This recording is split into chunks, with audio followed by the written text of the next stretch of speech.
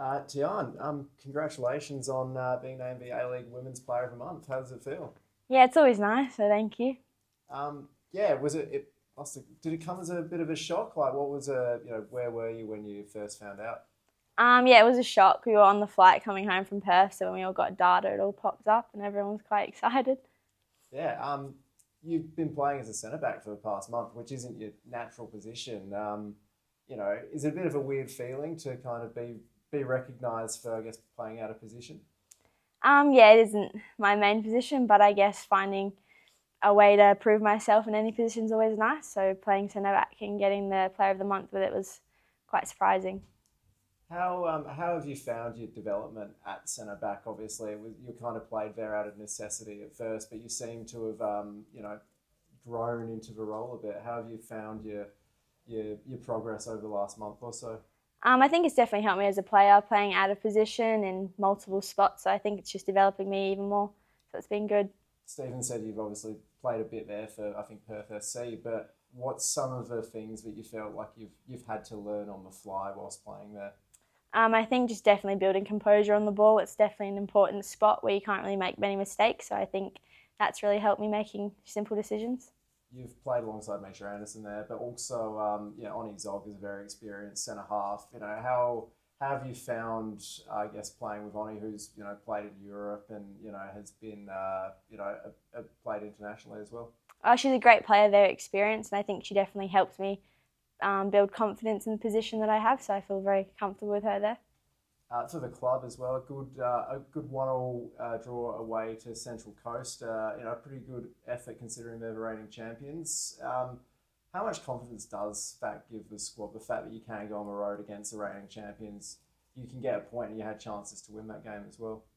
I think definitely getting a draw on the road is something that we've always built on. Like, we haven't had it easy with our travel, but it's obviously not an excuse. But I think finally getting something away is also very pleasing. It just builds confidence in our team. How have you noticed the confidence in the squad grow, particularly over the last 6 weeks? Obviously, there was a 4 or 5 game winless run early in the year. It feels like this current team, looks more confident, is playing with more confidence. What have you noticed internally about how you guys have, I guess, attacked the last month or so, where you've really started to turn things around? I think everyone individually is definitely building confidence in the team, and then we're building more of a statement of a starting 11. And I think everyone getting the gist of how other people play, us going into games, I think it's just more individual confidence that's really helping us. And Steve is also very positive all the time. Against Mariners and the game before, there was some long stretches where you actually were able to step back into midfield. What's that like, having that flexibility to be trusted to move a bit further up the pitch for significant stretches and play in a position which is probably more natural to you?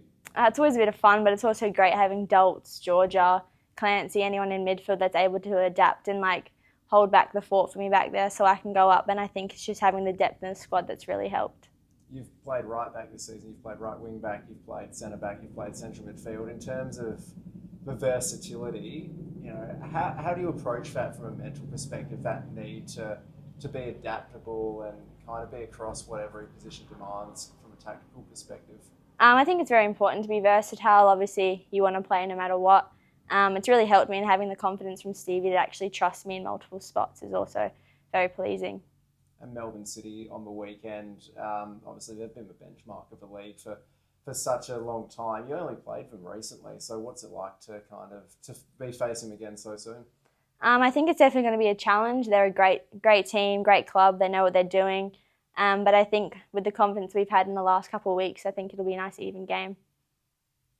Your time at Melbourne City, Tiana, I know you've spoken about this before. How important was that period in terms of both your football development and, I guess, your sort of life development as well? Definitely very important for me. It helped me grow as a player and a person, learning on-field and off-field skills.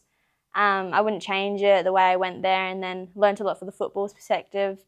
The club knows what they're doing, and the team definitely shows, definitely this season, prior seasons, to how good they are. So I think it really helped me grow. Up against your sister Leticia again this weekend. Does that make you go even harder? Or how does it, if you come head-to-head, if there's a 50-50, what are we looking at there? I definitely put in a stronger tackle if I'm against her, so I wouldn't mind doing that. But I know it's always fueling the fire, family. So it's always going to be a nice little tussle. Tricky afternoon for your parents, this one? Yeah, well, we'll see. Hopefully they sit on the purple side. We'll never know.